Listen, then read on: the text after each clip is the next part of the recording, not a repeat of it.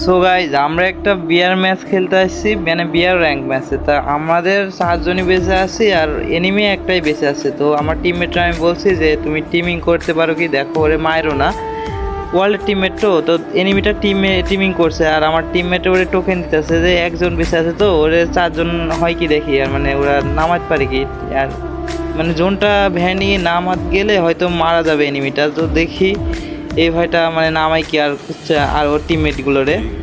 তো ওয়ার্ল্ডের টিমমেটগুলো মানে 2জন ওয়ার্ল্ডের টিমমেট ছিল আর আমরা 2জন ছিলাম। তো ওয়ার্ল্ডের টিমমেট প্রথমে টিমিং করছে, দেখো কথা শুনছে আর কি। তো যাও যাও ভাই, এটা এনিমি ভাই, এনিমি ভাই তুমি যাও, যে নামায় আসো। আজকে মানে ওয়ার্ল্ডের টিমমেটদের সাথে আসলে টিমিং করা যায় না, ওরা মানে একজন পাইছে তো মেরে দিত।